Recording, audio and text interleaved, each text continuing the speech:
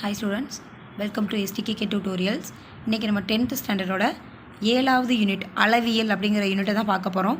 So அதில் உள்ள முக்கியமான ஒன் வேர்ட்ஸ் மட்டும் தான் பார்க்க போகிறோம். இதுலேயே வந்து கரெக்டாக ஒரு 15 ஒன் வேர்டு தான் பார்க்க போகிறோம். அதுக்கு மேலே எதுவுமே பார்க்குறதில்ல. இந்த 15க்குள்ளேயே கண்டிப்பாக கவர்மெண்ட் எக்ஸாமில் தேவையான அளவுக்கு கொஸ்டின் வந்துடும் நான் நம்புகிறேன். சரியா? ஸோ பாடத்துக்குள்ளே போகலாமா? ஓகே. ஸோ ஷார்ட்கட்டாக தான் சொல்லித்தரேன், ஒன்றும் விரிவாக டிஃபைன் பண்ணி சொல்லித்தரல. ஸோ ஈஸியாக புரிஞ்சுக்கிற மாதிரி சொல்லித்தரேன். Just understand that. Okay. Yeah, first question என்னென்னா, 15 சென்டிமீட்டர் உயரமும் 16 சென்டிமீட்டர் விட்டமும் கொண்ட ஒரு நேர்வட்ட கூம்பின் வலைப்பரப்பு அப்படின்னு கொடுத்துருக்காங்க. ஒரு நேர்வட்ட கூம்பின் வலைப்பரப்பு. ஸோ 15ங்கிறது தேர்ட் டேபிளில் போகுமா? அந்த 3யை தூக்கி என்ன பண்ணணும்னா இந்த 16க்கு முன்னாடி போட்டுடணும். 136. ஸோ என்ன ஒரு 136 பை சதுர சென்டிமீட்டர். ஓகேவா? 15 சென்டிமீட்டர் உயரமும் 16 சென்டிமீட்டர் விட்டமும் கொண்ட ஒரு நேர்வட்ட கூம்பின் வலைப்பரப்பு அப்படின்னு கேட்டாங்கன்னா இந்த 15 நம்பர் வந்து தேர்ட் டேபிளில் வரும். ஸோ என்ன பண்ணுறோம், 16க்கு நடுவில் 3 ஜாயின் பண்ணிக்கிறோம். அதாவது 136 பை சதுர சென்டிமீட்டர் அப்படின்னு போட்டுக்கிறோம். ஓகேவா? கொஞ்சம் ஈஸியாக இருக்கா? கொஞ்சம் காமெடியாக தான் இருக்கும். ஸோ ஓகே, அடுத்த கொஸ்டின் போகலாம். அடுத்து 6 அலகு ஆரம் உடைய இரு சம அரைக்கோளங்களின் அடிப்பகுதியில் இணைக்கப்படும் போது உருவாக்கப்படும் திண்மத்தின் புறப்பரப்பு. அதாவது என்ன, ஒரு வட்டம் வருமா? 6 அலகு ஆரமுடைய இரு சம அரைக்கோளங்களின் அடிப்பகுதிகள் இணைக்கப்படும் போது, அதாவது இப்படி ஒன்று இப்படி ஒன்று, அப்போ கோலத்தோட பரப்பு என்னதுப்பா? 4 பையா ஸ்கொயர். ஸோ கோலத்தின் பலைப்பரப்பு 4 பையா ஸ்கொயர். அதான் ஆன்சர். ஆரம் 5 சென்டிமீட்டர் மற்றும் சாய் உயரம்னா 13 சென்டிமீட்டர் உடைய நேர்வட்ட கூம்பின் உயரம். ஸோ இங்கே 5 இங்கே 13 கொடுத்து கூம்புக்கு கேட்டிருந்தாங்கன்னா கூம்பில் வந்து என்ன ஆகும்னா சாய் உயரத்தை விட உயரம் வந்து 1 கம்மியாக இருக்கும். ஸோ 13னா இங்கே 12 சென்டிமீட்டர். ஓகேவா? அடுத்து, ஒரு உருளையின் உயரத்தை மாற்றாமல் அதன் ஆரத்தை பாதியாக கொண்டு புதிய உருளை உருவாக்கப்படுகிறது. புதிய மற்றும் முந்தைய உருளையின் கன அளவுகளின் விகிதம் கேட்குறாங்க. ஒரு உருளையின் உயரத்தை மாற்றாமல் அதன் ஆரத்தை பாதியாக கொண்டு, இப்போ ஆரம் 10 இருக்குன்னா அதில் பாதி 5 அப்படின்னு ஆக்கிடுவாங்க. ஸோ அந்த மாதிரி பாதி ஆக்கும்போது என்ன ஆகும் அப்படின்னா 1:4ன்னு வரும். 1:4ன்னு வரும். சரியா? ஆக்சுவலாக 1:2ன்னு போட போவோம், அது தப்பு. ஸோ அந்த பாதியோட 2 மடங்கு, இந்த பாதியோட 2 மடங்கு. அப்போ 2வோட ஸ்கொயர், 2 ஸ்கொயர்னோடனே 4. அப்போ 1:4. ஓகேவா? அடுத்து, ஒரு உருளையின் ஆரம் அதன் உயரத்தில் 3 1 பங்கு எனில் அதன் மொத்த புறப்பரப்பு 3 1 பங்குனா 3 ஸ்கொயர். அப்போ 9ன்னு வரப்போகுது. ஸோ 9 கீழே எங்கே வருதோ அதான் ஆன்சர். ஸோ 8 பை h²/9 சதுர அலகுகள். ஒரு உருளையின் ஆரம் அதன் உயரத்தில் 3 1 பங்குன்னு சொல்லும்போது 3 ஸ்கொயர் 3 9. 9 விட 1 கம்மியாக மேலே இருக்கணும், 8. சரியா? ஸோ 8 பை h²/9, அதாவது 8/9 வர மாதிரி ஞாபகம் வச்சுக்கோங்க இந்த சமுக்கு. ரைட்டா? அடுத்து போகலாமா? ஒரு உள்ளீடற்ற உருளையின் வெளிப்புற மற்றும் உட்புற ஆரங்களின் கூடுதல் 14 சென்டிமீட்டர் மற்றும் அதன் தடிமன் 4. அங்கே 14னா இங்கே 4. சரியா? உருளையின் ஆரம் 20 சென்டிமீட்டர். அதனை உருவாக்க பயன்பட்ட பொருளின் கன அளவு என்னன்னு கேட்டிருக்காங்க. ஸோ இங்கே 14, அப்படியே அந்த லாஸ்ட் நம்பர் 4 போட்டு 20ன்னு கொடுத்துருந்தாங்கன்னா லாஸ்ட்டாக 20ல் தான் முடியும் ஆன்சர் அப்படின்னு ஞாபகம் வச்சுக்கோங்க.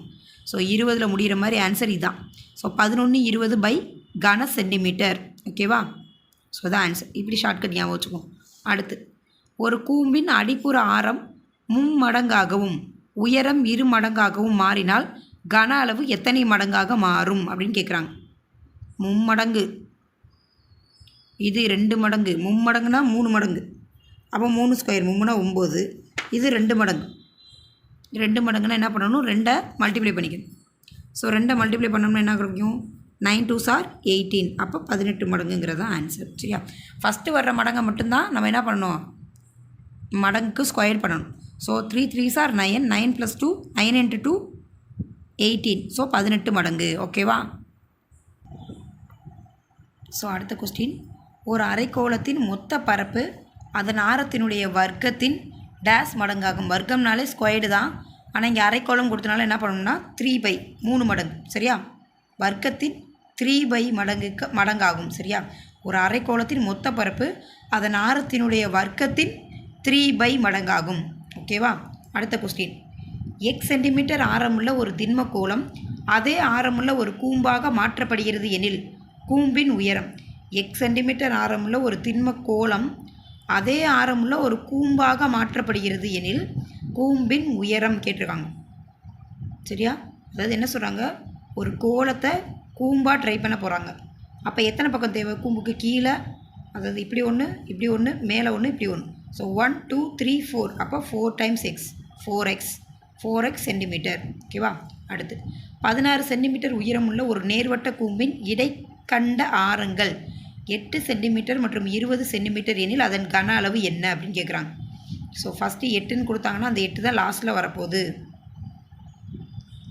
சரியா? அதுக்கு முன்னாடி 3 இந்த 2 அதுக்கு முன்னாடி வரும். 8க்கு முன்னாடி 2 வரும், அதுக்கு முன்னாடி 3 வரும்.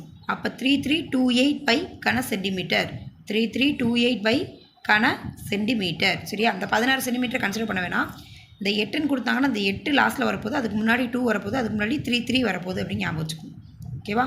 கீழ்காணும் எந்த இரு உருவங்களை இணைத்தால் ஒரு இறகு பந்தின் வடிவம் கிடைக்கும் அப்படின்னா, கூம்பின் இருக்குல்ல அந்த கூம்பின் இடைக்கண்டம் மற்றும் அரைக்கோளம். அதாவது எப்படி இருக்கும்னா இந்த மாதிரி தானே இருக்கும். ஸோ கூம்பின் இடைக்கண்டம் அந்த இறகு பால்னால் அப்படி தானே இருக்கும். கீழே ஃபுல்லாக ஒரு மாதிரி ரெக்கை வளைச்ச மாதிரி இருந்தால் இங்கே இப்படி ஒரு வட்டமாக இருக்கும் கோலம். சரியா? ஸோ கூம்பின் இடைக்கண்டம் மற்றும் அரைக்கோளம் சேர்ந்தால் தான் நம்மளுக்கு என்ன கிடைக்கும்? இறகு பந்தின் வடிவம் கிடைக்கும்.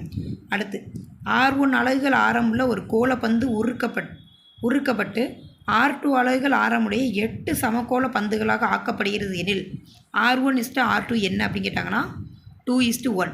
இந்த மாதிரி சமம் வந்துச்சுனாலே 2:1ன்னு போட்டுருங்க. சரியா? வேறு எதுவுமே பண்ண வேணாம், 2:1 போட்டாலே கரெக்டாக தான் இருக்கும். சரியா? அடுத்து 1 சென்டிமீட்டர் ஆரமும் 5 சென்டிமீட்டர் உயரமும் கொண்ட ஒரு மர உருளையிலிருந்து அதிகபட்ச கன அளவு கொண்ட கோலம் வெட்டி எடுக்கப்படுகிறது எனில் அதன் கன அளவு 4/3 பை. ஏன்னா 1 சென்டிமீட்டர் தான் சொல்லியிருக்காங்க, ஆரம் 1 சென்டிமீட்டர், அப்போ 6 வராது. அப்போ 4/3 பைன்னு மட்டும் முடிஞ்சிடும். 4/3 பைன்னு மட்டும் வந்துடும். இடைக்கண்டத்தை ஒரு பகுதியாக கொண்ட ஒரு கூம்பின் உயரம் மற்றும் ஆரம் முறையே H1 மற்றும் R1 அலகுகள்.